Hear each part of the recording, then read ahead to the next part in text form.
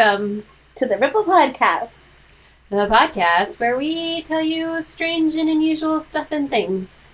And then the ripples that those stuff and things create. The story after the story. Dun, dun, dun, dun, dun, dun, dun, dun. I'm Angela. And I'm Rosa. And this is the Ripple Podcast? Question mark? Period. Okay. Get Ripple, the bright new drink with that ring-a-ding flavor, Ripple. Alrighty, we're ready. We are ready. Phone is on silent. I'm going to turn mine off. And we are going to tell you some stories, each other some stories. And maybe a listener. Or two. Or our future selves. Yeah. Yeah. We're talking to you in the future. Yep. Go ahead. You were about to, I don't have anything to say. You were about to say a thing. Oh, I was going to say, did you bring a drink tonight? No, I didn't. I didn't bring a drink. We have some closet wine that we stowed here last time. Stashed. Well, I do, but now I'm realizing that I needed a wine opener for that. Oh. Does it have a cork? It's actually like a real cork. So maybe let's drink some closet wine, and then when we finish that, we could take a break between stories and grab another one. I'll grab the closet wine. That sounds like prison wine. Toilet wine? Toilet wine. Yeah. It's So pretty good stuff, though. the wine that I did bring that I didn't grab the opener for, it is called...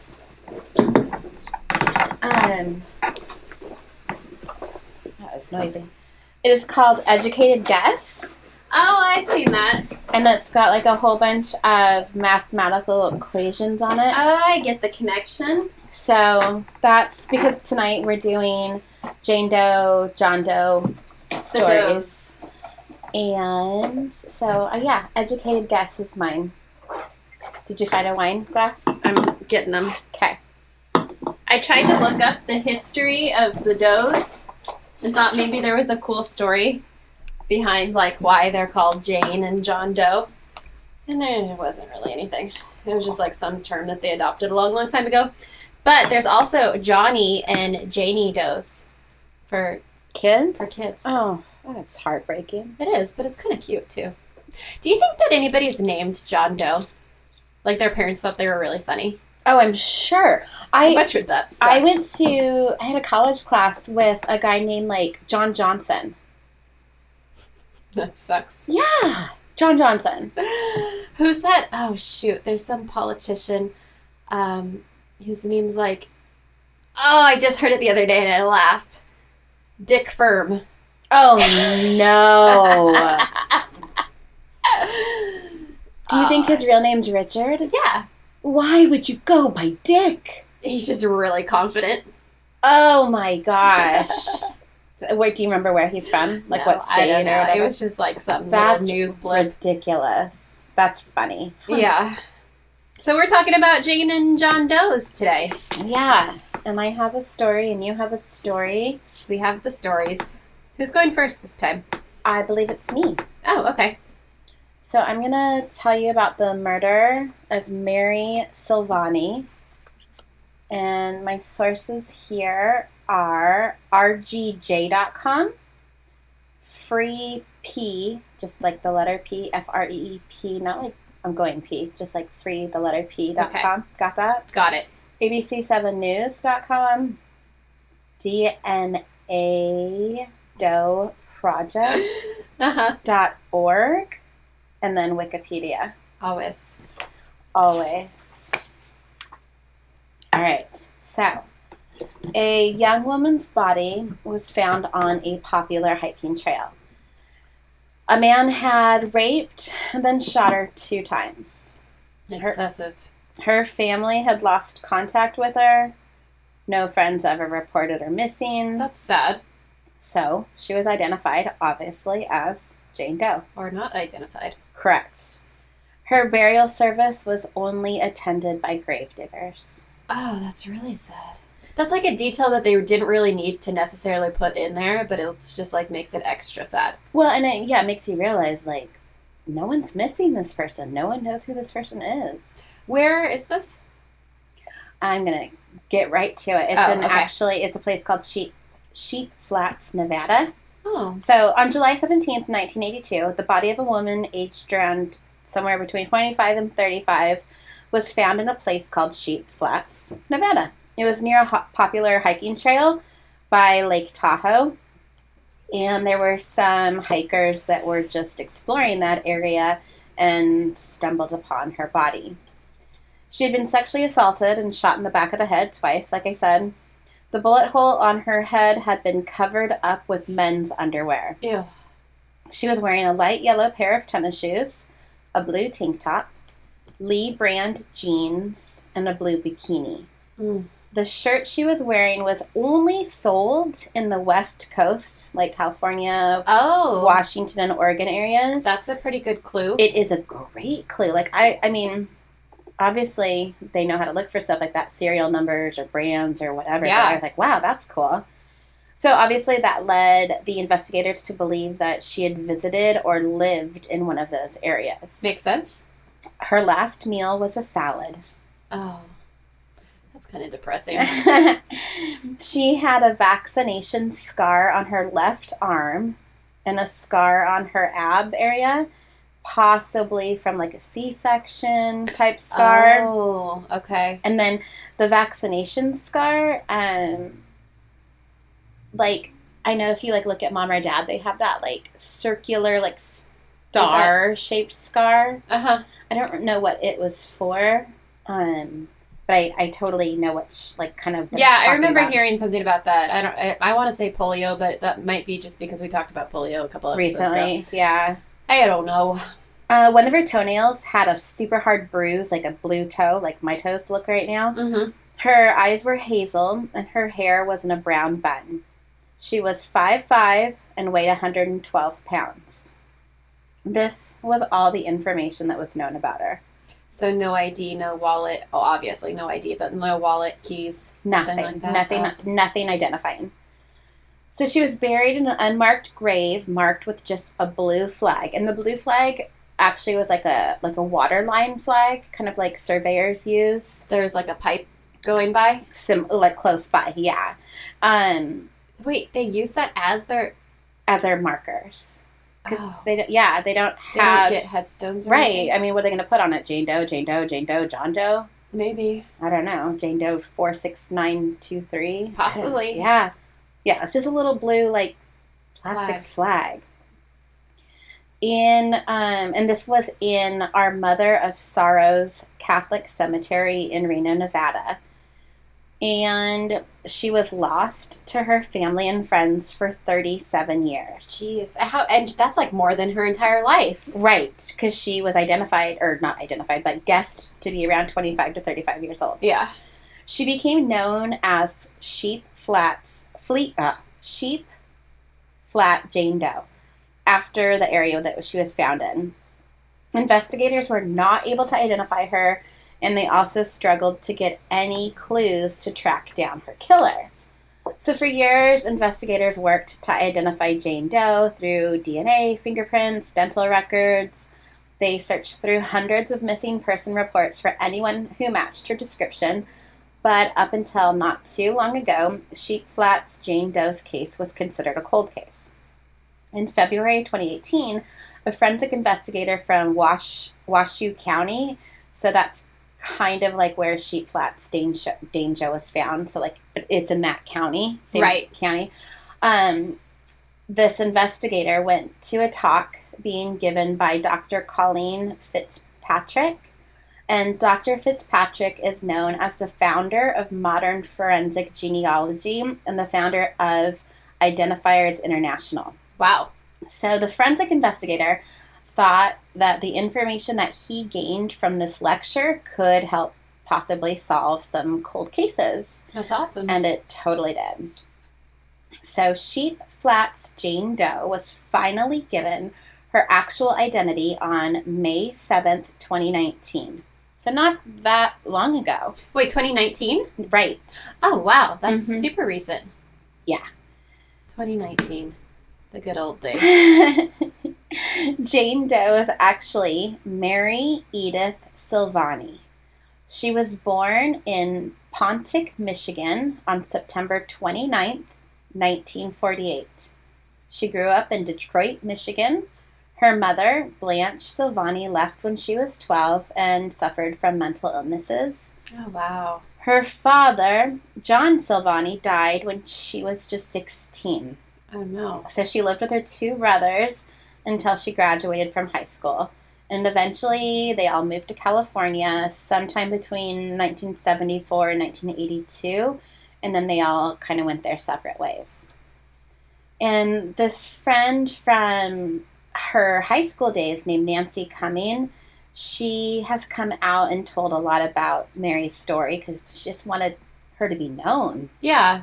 And she some sort of recognition and absolutely. memory. She published several photos of her when she was 19 and a bridesmaid in her wedding. She told stories of how Mary enjoyed art and reading.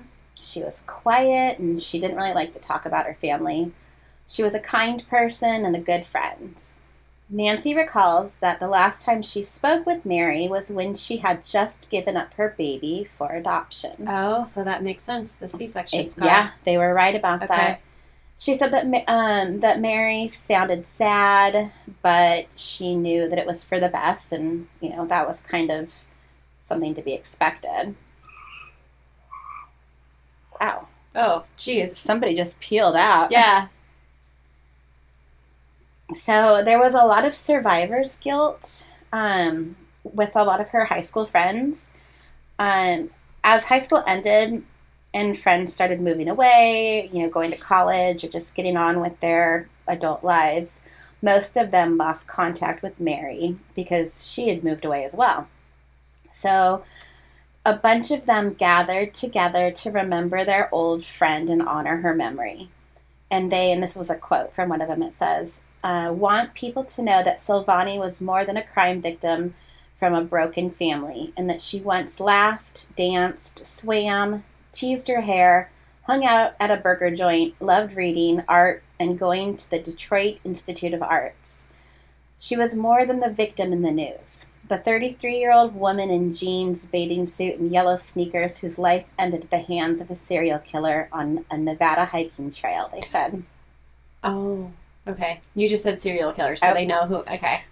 Yeah. that was a little Sneak tidbit peek. there. Mm-hmm.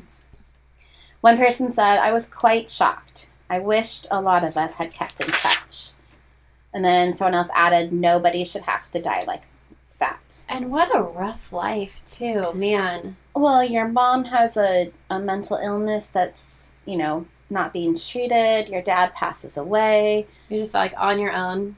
Super young. You're in some sort of situation that makes you give your kid up for adoption, which I'm sure is never easy for anyone that has a huge support system. Yeah. You lose contact and with then, your brothers. Too, imagining, okay, she's wearing a bikini, she's got some hiking shoes on. It sounds like she's going out and having a good time.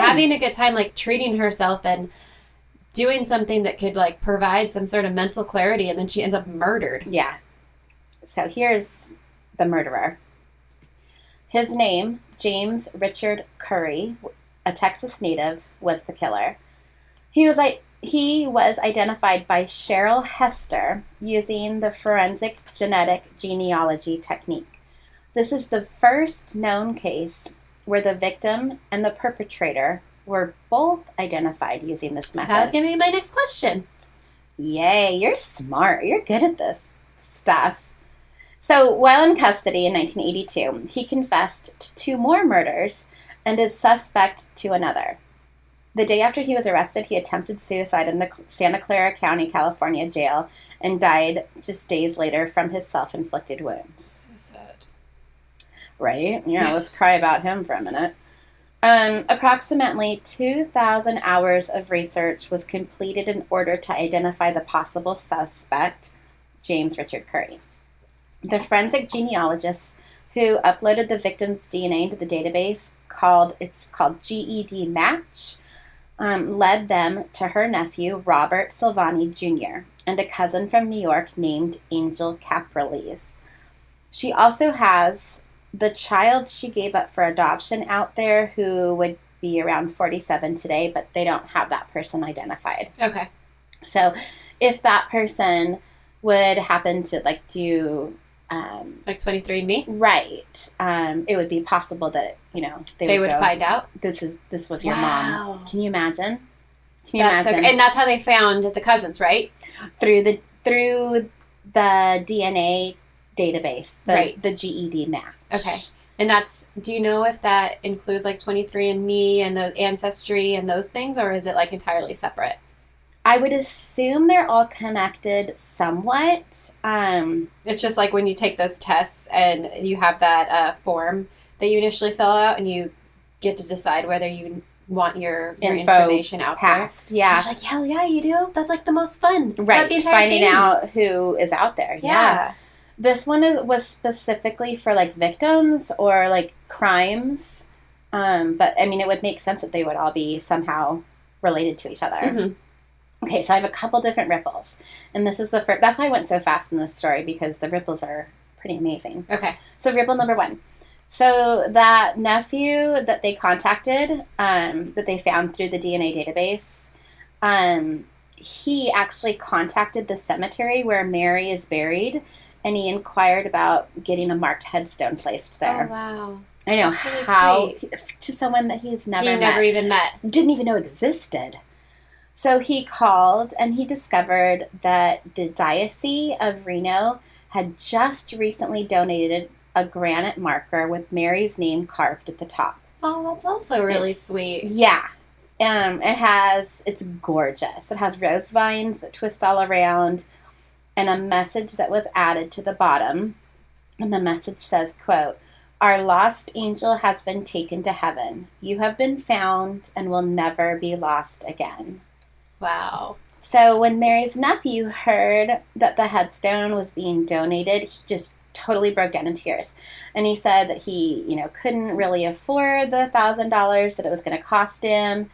And there's a quote that says, "I just think it's wonderful that someone cares that much and that they're not even family." Silvani said that they did that for someone that they don't even know. It's awesome.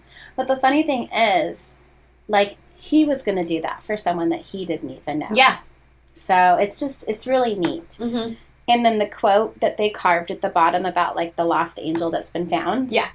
That actually came from the cousin that they found, Angel, through the DNA. So the two family members of hers, one was going to pay for the headstone, and the other one actually gave that quote that they put on it. Oh, wow. So it was Mary's cousin, and she said that I'm not that nice to the family, but I do know. I know. She said that quote actually came to her in a dream.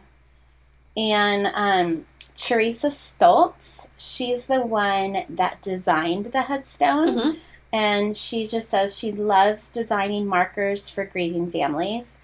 That's like a whole art that I never even knew existed. I know. But you think about them, like, there's, a lot of them have pictures and images and paintings and carvings, and I just never really thought about the person behind it who actually went and did that. That's like cool. Well, niche there. Yeah. Well, she used to be a nail technician. Oh, okay. So she's probably, arts, talented in arts. Uh-huh. And, but now she designs grave markers for families. And she said it's the most rewarding job I've ever done. It really is. It's amazing when you can hold someone's hand and say, "I can be there for you." Wow. That takes a strong person. Oh, yeah. And then here's my ripple number 2. Okay. So the DNA Doe Project. The DNA Doe Project founders are 2 women, one named Colleen Fitzpatrick, which I mentioned when we were at the very beginning, kind of how that one guy was trying to solve the cold cases. So she was the one who put on the seminar? She was the one doing the speaking, yes. Mm-hmm. And she's PhD. The other is named Margaret Press, and who is also a PhD. Colleen Fitzpatrick founded Identifiers International, which is like a Y chromosomal testing to attempt to identify male killers in unsolved homicides, and is widely recognized as the founder of modern forensic genealogy. She's a badass. Yeah. She has worked as a nuclear physicist Oh. with NASA Jeez. and the U.S. Department of Defense. If NASA wasn't enough. She's worked with multiple law enforcement agencies to help solve cold case homicides. She also helped to identify 3 Holocaust literary I can't talk right now. Frauds. So these 3 assholes were like claiming to be Holocaust survivors or family members, and she said, "Nope, you're wrong. You're lying." Wow. The worst. That's like those people who claim that they were in the Twin Towers. Yep, exactly. Exactly. That's pretty sickening. It's just, yeah, I don't know how they can live with that. She worked to identify the unknown child on the Titanic. Ooh. As well as the Abraham Lincoln DNA Project. So she's also authored 3 books, Forensic Genealogy, DNA, and oh my gosh, I haven't even had that much to drink. Let me try that again. Forensic Genealogy, DNA, and Genealogy. I said it the first time. And the Dead Horse Investigation, which is a forensic photo analysis for everyone. Wait, what? I have no idea. Horse? I did not read any of those books. Okay. I can't see the titles, let alone read the insides of the books. Mm-hmm. The titles are hard enough. We'll work on those for a bit. Oh, gosh. So Margaret Press, she's the other founder of the DNA Doe Project, which is a nonprofit. It was founded in 2017. And as a hobby, Press had begun working in genetic genealogy, just helping friends and acquaintances find their relatives. And she also helped adoptees find their biological parents, which is kind of funny because our last episode, your story about the kids that were adopted and separated at birth. So that was their whole thing. And she just has a passion for this project. And there's a quote that says, "These 2, along with many volunteers," that's the key word right there, "use genetic and traditional genealogy sources in conjunction with DNA from unidentified victims and working with local law enforcement agencies to build family trees through GED Match, which is a free public DNA database." So, just a little FYI, in May of 2019, GED Match required people who had uploaded their DNA to its site to have to opt in to allow law enforcement agencies to access their information. Yeah, that's so there's the thing that little I box. saw. Okay, check. Mm-hmm. Got it. So before, like, I guess it was like a privacy policy type thing that I'm sure someone had to fit with, and then had to change it for everyone now. Probably after the Golden State Killer thing, once people found out that their DNA was being accessed to track down They're serial like, killers. "Oh wait, shoot, maybe I don't want that out there." Can you imagine like some serial killer every Christmas when everybody's getting all these Groupon 23andMe boxes? Like how nervous they would be. Oh God, please don't give me one of those. Oh no. So this change in the privacy policy was forecast to make it much more difficult in future for law enforcement agencies to solve cold cases using genetic genealogy. So according to Margaret, the DNA Doe Project is a nonprofit, and it's made up of a team of, quote, skilled and spirited volunteers. So these people that are working on this, they're not getting paid. They have a passion to help people. And she says, "I am so grateful to everyone who cares and still cares, because if it weren't for these people, she would still be out there with the blue flag." And that's from Mary, the girl, the niece that gave the quote. She says, "I just think about all the people out there who don't even have a blue flag." Oh, that's really sad. So that's my story. Wow. That was intense. Yeah, but there's so much good coming out of something horrible. Yeah, absolutely. And it's just like all those people that are the Jane and the John Does because of projects like this. Hopefully they're going to actually have their name assigned to them again. So very cool. Would you like to tell me a story now? Yeah. Do we want to open more wine? Yeah, let's take a little pauser. Well, let's find a bottle opener. These things, but I really don't. Do you like the classy way that I'm opening the bottle? Oh, right through the foil. Didn't even take the foil off. Just went right down the middle. Yeah, we had complaints about that. Well, you know what? When you're trying to pour wine for 250 people, Sometimes you don't got time for foil cutting. you just open it. Life's a gamble. You might get some metal flakes in your glass. You might not. It's all part of the game. Yeah, that was funny, though. That was Rosa and I did a bartending. I wouldn't even. I guess it was technically It was bartending. 100% bartending. It was pouring a lot of beer and wine and a few mixed drinks. But we did not have time. Not have time for that foil cutter. And we got some complaints. It was like, what, a 4-hour event? Non-stop. Non-stop. Oh, I don't know if I like the way this smells. Oh, really? Mm-hmm. Okay, let me give it a sniff. Oh, yeah, it's a little bit vinegary. Is that what you mean? I don't know. I don't know. I'm not picky. Is it good? Oh, yeah, it tastes good. I Yeah? like it. Okay. I like it. Let's cheers it. Cheers. Clink. I think it's good. Oh, it tastes a lot better than it Yeah. smelled. Maybe it just needs a little aeration. Uh-huh. Okay, story time. Ready. All right, before I forget, because I always do. Sources. We got the Wikipedia.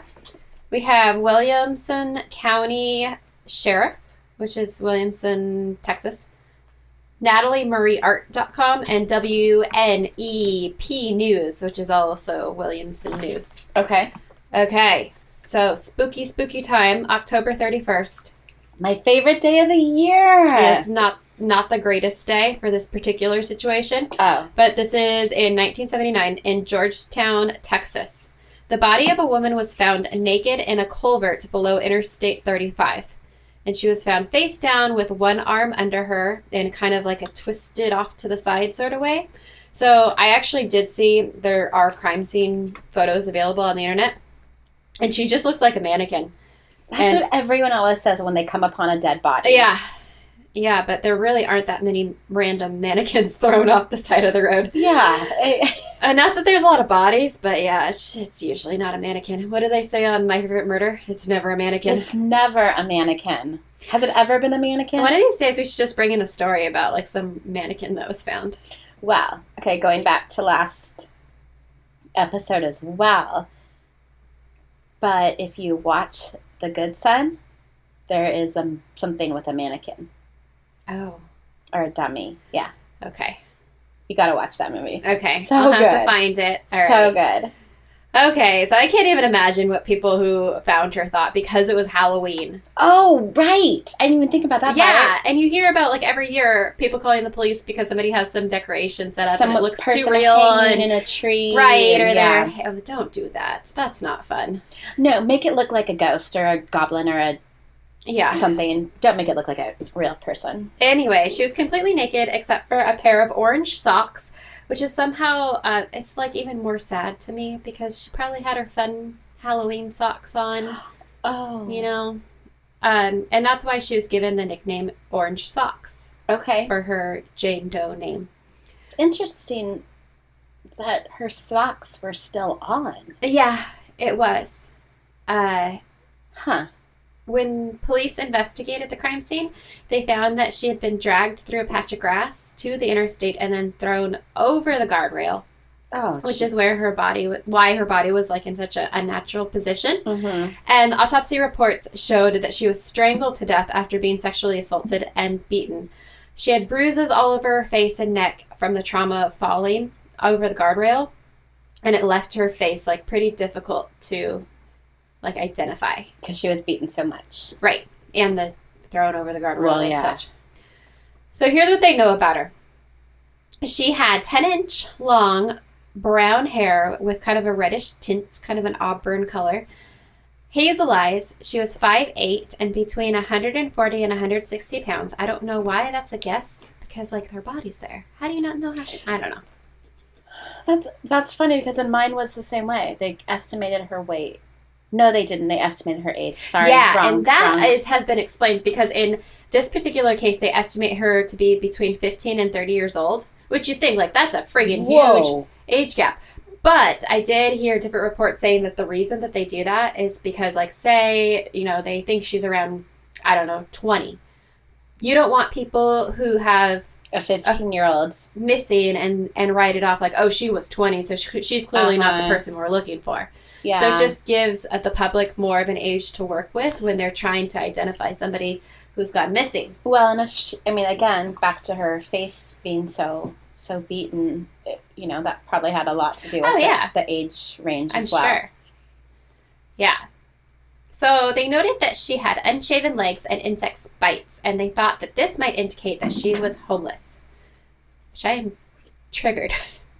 I hope no one looks at my legs right now. If I go missing right now, they are for sure going to think I'm homeless. You are lucky I put a bra on when I came to meet you today, because I haven't put one on for I don't even know how many days, let alone shave my legs. I thought that was a little rude to assume so much that because she did it. And it was the 70s. No one shaved their legs, right?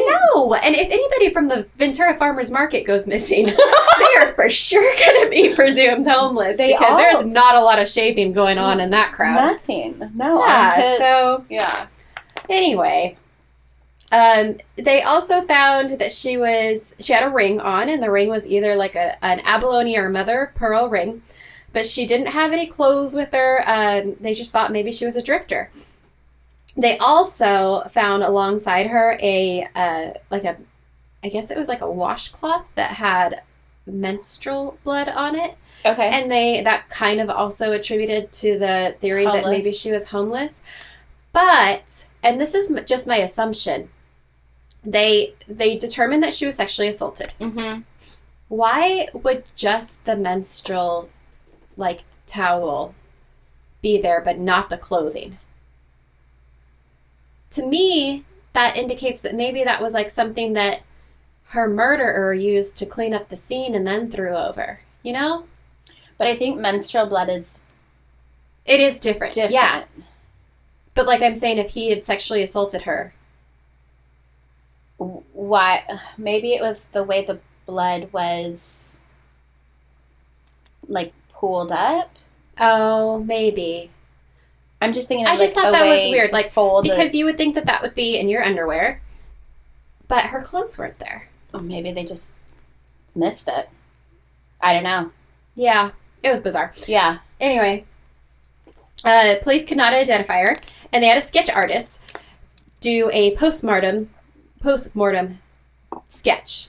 And they distributed this image to the public, and they attempted to match her with the description in the National Missing and Unidentified Persons System.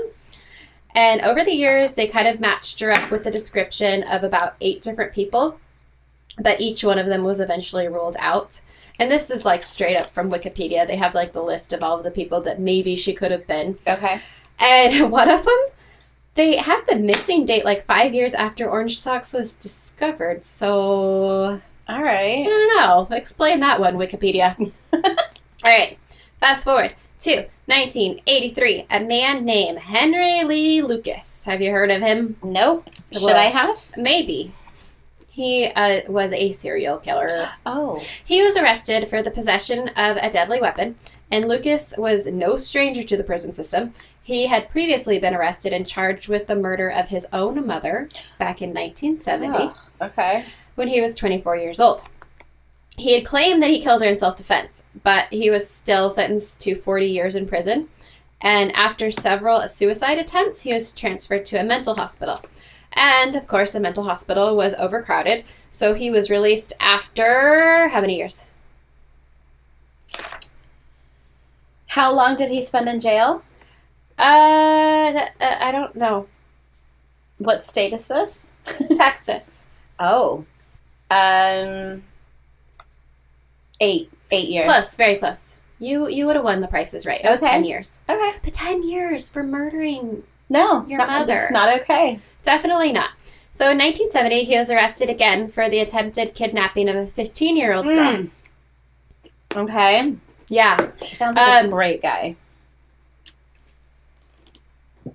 That doesn't make sense. I think my dates are wrong. Anyway, shortly after, he was arrested for the attempting of a kidnapping a 15-year-old girl, and after serving a whole whopping 5 years, he was released again.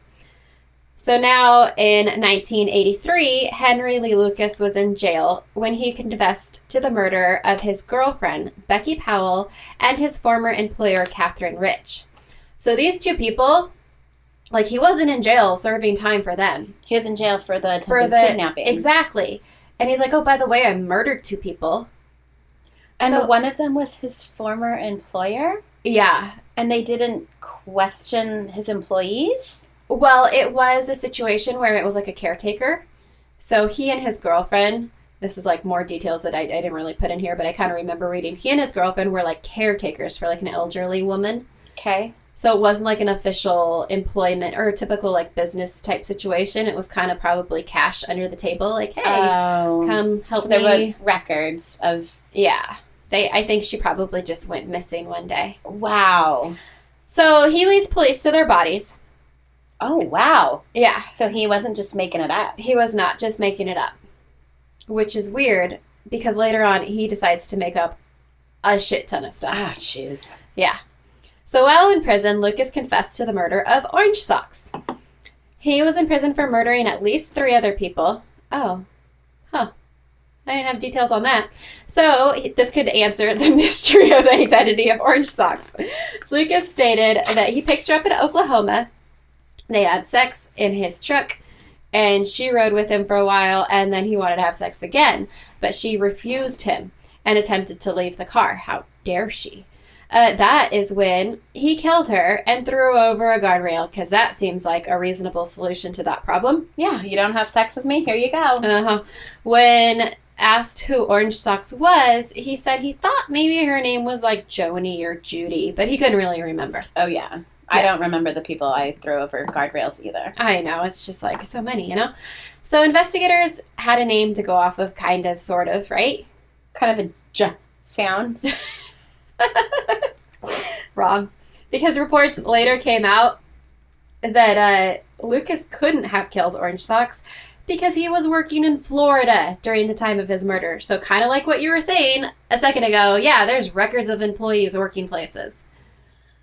And he had a time card for a place that he was working. So he had just heard of this case and wanted to take credit for it? He read about it in like the prison library, and he figured, oh, if I can give some details, maybe they'll give me something.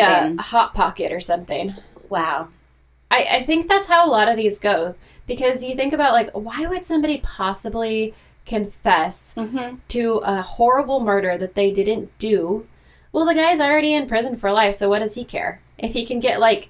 a pack of cigarettes. Exactly. Some ho-hos out of the deal. Or even just attention. Or even just, like, a trip out of the prison walls for a day. I'm going to show you where I buried her. Exactly. See if I can walk around outside. So the weird thing is, which I don't understand, he actually went to trial and he was found guilty. Wait, for Orange Socks? Yeah. Wait, that doesn't make sense. It doesn't make any sense. If he wasn't even in the same state when her murder occurred. I don't think that they found out that detail until after the trial. They must not have. But apparently there's like rumors that the detectives had slipped him the case file, and that allowed him to see certain details of the case. That other public didn't know? Right. So whether they did that because they just wanted it off their books, or they really thought that he did it and they just wanted to, like, move him through, I don't know. It doesn't make any sense. It's just, like, really shoddy police work or investigator work or whatever you want to call it. Lawyers or whoever. But once they had these details... Okay, so after the trial, he was sentenced to death. But one of the George Bushes, I don't remember. One of them. One of the Bushes, actually, once they got that detail, he was back to life. Oh. Yeah. I mean, I don't know. He ended up confessing to, like, a freaking, like, 3,000 murders or something ridiculous. Oh, God. Yeah, it was stupid. It was a waste of time. So moving on to stuff that actually matters. Orange Socks was featured twice on America's Most Wanted, which resulted in a woman calling and stating that she had seen Orange Socks hitchhiking on the day of the murder. But the trail went cold because they couldn't, like, track her down. So she called up, she left this message, and then I guess they couldn't find her phone number or couldn't call her back. The one job you had, take down the person's information that call into the tip lines. Yeah. It was a good tip. Maybe. So that went nowhere. But then, 2018. Okay, recent. Law enforcement attempt to find the origin of Orange Sock's ring. And they run her abalone ring? Yes. On her socks to see if they can pick up any DNA. Nothing. Sorry. Well, that was disappointing. So in 2019, Williamson County Sheriff's Office Cold Case Unit in Georgetown, Texas, had a forensic artist create a new image of orange socks. And previously, the image was done in like the traditional kind of black and white sketch fashion. Mm-hmm. This forensic artist, Natalie Murray, looked at the old images taken from like the actual post-mortem photos taken from the crime scene, and she makes a new digital post-mortem image. So she wanted to emphasize this little snub nose that she had that kind of showed the victim's youth, and she made some slight differences in some of the facial features that make her less masculine looking from the previous images. And again, this is just my assumption because this entire podcast is us making assumptions. I think we have basically no degrees behind our names. It looked really similar in some ways to the original sketch, but Natalie, it looked like she took away a lot of that swelling. Okay. Does that make sense? Totally. So the kind of like, her brow line is like less prominent, and we'll post these pictures on our Instagram so you can see like the comparison from the original to the newer image. Mm-hmm. And you can kind of see like the brow bone in the original kind of makes her look kind of masculine, but that was probably from swelling from all the trauma that she had. Because the original sketches were done from the crime scene photos? Yeah. I mean, they both were, but one of them, to me, it seems like they took her, okay, this is her face, I'm just going to draw her face. Mm-hmm. And then the new one, it's like, okay, I'm going to draw her face, but I'm going to try to take away the swelling, the things that made it look different than maybe she actually looked. That makes like total sense to me. Mm-hmm. Yeah. Natalie created this new digital image, which she believed Orange Socks looked like after she reviewed the photos from the morgue. And another important aspect is that the digital image was able to be sent to newspapers and, online sources, and it wasn't recopied. So if you think about, like, if you have this postmortem sketch back in the 70s, mm-hmm. they photocopy it again and again and again and again. Totally loses and then over time, that image that's been copied however many times, it doesn't look the same as the original. Right. So that was another factor that she really thought was important, is that this needs to be a digital image, mm-hmm. using digital technology. So she finished the drawing, and then within 1 week of the media release, in late June of 2019, they received a call from the cold case unit from a woman who said that she thought that image looked just like her half-sister Deborah, whom she hadn't seen since 1976. Wow.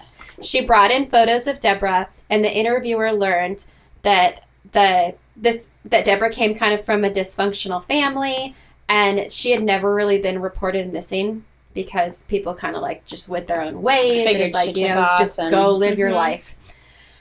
And and they were able to do DNA testing, and they determined that this was in fact her half-sister Deborah. Oh my gosh. From a digital image. That she hadn't seen for what? 76 to 19? Yes. Do that math. Mm-mm. No. Those many years.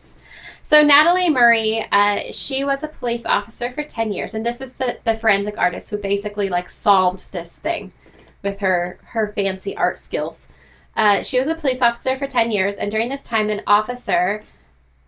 officer, she attended a forensic facial imaging class at the FBI Academy, which I think would be so, so cool. She became a certified forensic artist at the International Association of Identification, which I did not know was a thing, but also super cool. She was trained in hand rendering, which is like basically kind of the thing that you see on the crime shows where you hear this victim describing the way the person looks. And they're drawing it as they describe it, which blows my mind. Yeah. But now she is the driving force for a movement to develop refined digital forensic art services. and she's a freelance forensic artist. She draws composites for the Seattle police agencies and reconstructions of post-mortem renderings from the Kings County Medical Examiner office, which is so, so cool. So I actually watched a video, and you can look this up either from her website, which is nataliemurrayart.com, or you can just type her name into YouTube. And her like specialty is taking skulls and giving them faces. Like a pirate skull? Like the kind that you have in your head right now. But with no With face. nothing on it. And Like a white bone skull. Like a naked skull. Wait, how? It is so cool. So there's really smart anthropologist, scientist people who are able to determine like little intricate parts of your skull that are like throughout statistics and stuff. They can tell you what that means about your face. Let me actually, instead of trying to talk science, let me read this to you. What? Okay. Okay. So this is a super cool part. Anthropologists can examine the age, gender, and determine whether your skull is primarily Asian, African, or European descent. And that's based on kind of the angle of your forehead versus your chin. So by like taking the angles, they can determine your ethnicity. Your like the main ethnicity that you have. Okay? And then a university that I don't remember the name of, they looked at a lot of post-mortem skin measurements so that they can determine the average distance between your face bones and the skin on your cheek. But what if you don't have skin anymore? No, so like they're doing it before and after. So like they say, okay, say John Doe is dead. Right. Freshly dead. Okay. And they measure the skin, like thickness between his, like the outside of his cheek, his skin, and his cheekbone. And they did that again and again and again and again and again until they come up with statistics that say, okay, if Asian John Doe was like around this age, whatever, his cheek was probably this far away from his cheekbone. Whoa! And then they can plug it into like a CAD system and then render like a kind of a blank slate from there. And then they can plug in other details, like you can gauge the size of your mouth. This is fun to do. Okay, you can do this right now. Okay. So open your mouth, like don't smile, but just like open your mouth. Your mouth is 6 teeth wide. Are you counting? Wait, 6 on the top? I think so. I think it's both. Wait, that 1, 2, 3. Wait.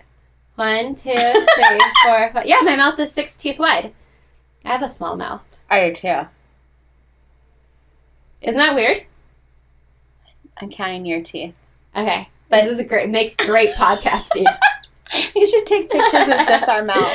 Okay, you can judge the shape of eyes by the little notches at the corner of your lids. Mm-hmm. So if the inside of your eye and the outside corner are like okay. If I'm totally feeling my face. Okay, so you feel a little notch on the outside corner. That's where your eye angle is going to be. So if it's higher or lower, it's going to change the shape of your eye. Like higher or lower than What if I just need a lid lift? I don't know how you do that. I'm sure there's... Okay, wait. That's right here. It was in my notes. I don't even remember it. The angle of your eye... Okay, your eyebrows, your brow bone, in comparison to the little notch on the outside corner of your lid, where your cat determines the droopiness of your eyelids. Oh. Crazy, huh? You've got to be good at math. So this is all really fun, cool things that she specializes in, even though she didn't use it for this particular case. Just her expertise on this kind of like happenstance career that she fell into by being a police officer, was able to find orange socks. That is insane. Yeah, and I really, really shortened my story, but Right. there's like all kinds of really neat things. There's a few YouTube videos that you can check out where they talk to other forensic artists who also are a part of that association or the International Association for Identification, who use so many other various techniques. It's just like it's amazing. It's kind of how we were talking about the headstone art. Uh-huh. This is an entirely different art that I didn't even know existed. That's amazing Yeah. to me. Like there's I want to watch her YouTube videos. It's so cool. And it's just like, her creating faces. yeah, and if you go on her website too, you can see a lot of her renditions. And then once they find the actual person, how closely they resemble. Oh, I want to. It's Tell me so crazy. her name again. Natalie Murray. Okay. Art.com, and it's NATALIEMURRAY. AY. Okay. Yeah, .com. And there was another woman too who I kind of wanted to talk about, but we do have a little bit of extra time, so Yeah, we're good. I'll summarize. So her kind of specialty, she did the actual pencil rendition, The old school way. But her specialty is being able to sit down with a victim who had recently been attacked, raped, robbed, whatever happened, and get them to tell her the information that she needs to know while it's still fresh in their mind, but also be sensitive to their trauma. Mm-hmm. So it's almost like this therapy session. Right. I was just thinking And that. she's talking about all these different techniques where sometimes when you're going through a super traumatic ordeal, that you block out a lot of the things that you saw. So she would ask them certain like leading questions, like she could say something like, oh, what color were his eyes? And they would say, oh, I don't know. Mm-hmm. And she said, well, tell me what his expression was. Can you tell me, like, did he look angry? Did he look sad? Did he, like, things like that? And then they can start to open up a little bit more and then remember what his eye color was like. So it's like asking indirect questions that To allow get them to to the feel a little other- bit more heard and comfortable Uh-huh. and not so scientific and like clinical in a way that allows them to give her this information while it's still fresh in their mind. I could not do that. Oh, it'd be so hard. No, I couldn't give the description. Oh yeah, because you have. What's your weird thing that you think you have? I have a condition. a mind blindness. A mind's blindness. I see only You're- black. So Rosa thinks that her mind's eye doesn't exist. It's blind. Right, it's black. It's gray. So when you try to describe something and you try to visualize it in your head, all you see is darkness. Correct. I don't believe you. I know you don't. I don't believe Nobody you. does. And I'm not saying that I don't think that this condition exists. I just think that I know you well enough to know that you don't have that. I cannot see. Like, I close my eyes and I will picture you, Okay. but I see nothing. I see black. I know I know your eye color, I know your hair color because I've memorized it, but I cannot. But that's all it is memorizing But it. I can't see. Well, I don't when I close my eyes, I don't see a straight up high def photo of anything. I see nothing. I see black. Do you see anything? You just imagine it.